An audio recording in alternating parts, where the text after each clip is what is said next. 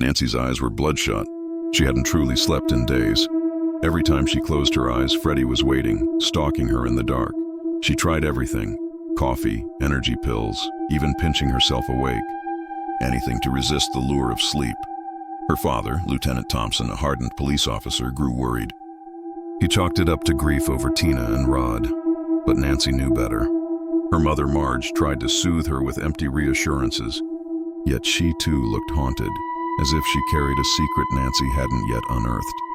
At night, Nancy locked herself in her room, clutching a cross, staring at the window as shadows danced on her walls. Freddy was patient. He knew sooner or later, everyone sleeps. Scene 8. The sleep study. In desperation, Marge took Nancy to a sleep clinic. The sterile white room was lined with machines, wires, and the cold stench of disinfectant. Doctors reassured her that it was all in her head. Nancy lay back, electrodes placed on her scalp, her heartbeat echoing on a monitor. Slowly, despite her fear, her eyes fluttered shut. At first, nothing happened. The monitors beeped steadily, then chaos. Her brain activity spiked violently. Her body convulsed. The machines blared alarms. Doctors rushed forward.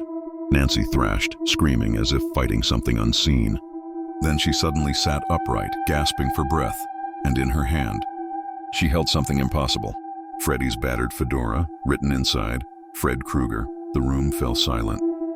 The doctor stammered, unable to explain, but Nancy understood. Freddy wasn't a figment of imagination. He was real.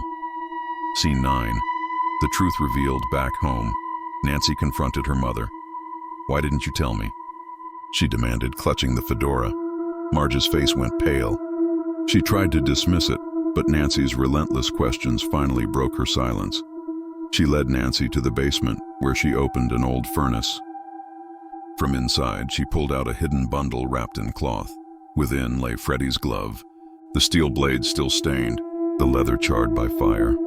"We burned him," Marge whispered, her voice trembling. "Years ago. He was killing children, so we tracked him down. We couldn't rely on the law. The system let him walk free, so we ended it ourselves." Nancy's stomach twisted. "And now he's killing us, in our dreams." Her mother turned away, shame in her eyes. "You can't fight dreams, Nancy.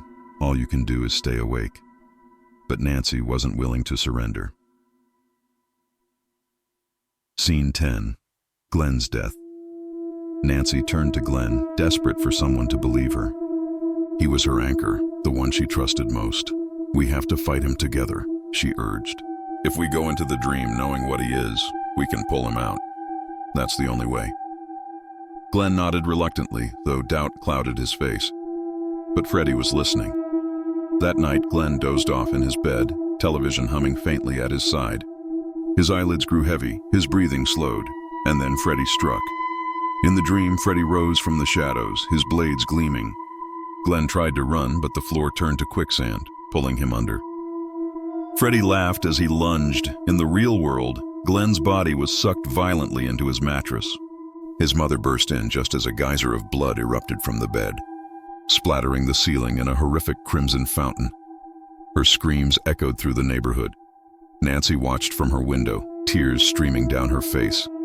Freddy had taken another friend, and now she was truly alone. Scene 11. Nancy's planned grief hardened into resolve.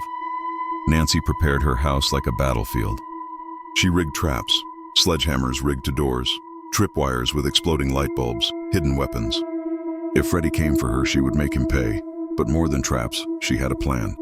She believed she could pull him out of the dream and into the real world, where he could be fought and killed. Her father thought she was delirious, grief-stricken. But she begged him, "Be here at midnight.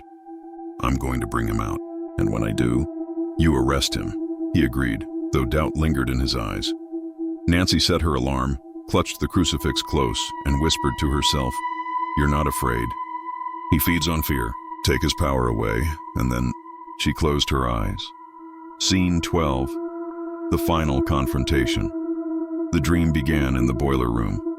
Steam hissed, shadows stretched. Freddy emerged, laughing cruelly. "Come to play, Nancy?" he taunted, blades scraping the railing. Nancy stood firm, her hands trembling but her voice strong. "I'm not afraid of you." Freddy lunged and the chase began. She ran through the twisted hallways, dodging his claws, leading him exactly where she wanted. Her alarm rang. With a scream, she grabbed Freddy and hurled herself awake. She gasped, her body jerking upright in her bed, and there he was. Freddy Krueger pulled into the real world, thrashing, snarling, more terrifying than ever. The traps sprung one by one. The sledgehammer swung, striking him across the chest. Explosions sparked as he stumbled into tripwires. Nancy hurled gasoline, flames erupting across his burned skin. Freddy shrieked, clawing wildly, his body engulfed in fire. He staggered through the house, leaving burning footprints in his wake. Nancy screamed for her father. He and other officers burst into the house, but by then Freddy had vanished into smoke and ash. Only scorched walls remained. Scene 13. The twist exhausted. Nancy slumped against the wall. She whispered to herself, "You're nothing. You're just a dream. I'm not afraid anymore." And just like that, Freddy faded into nothingness. She smiled weakly, believing she had won. Morning light spilled across her room. She opened her door and suddenly found herself outside, stepping into a bright, cheerful day. Her mother waved from the porch, smiling warmly.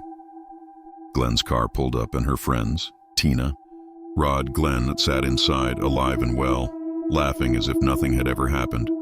For a brief moment, relief washed over Nancy. Maybe it had all been a nightmare. But as she climbed into the car, the windows locked with a slam.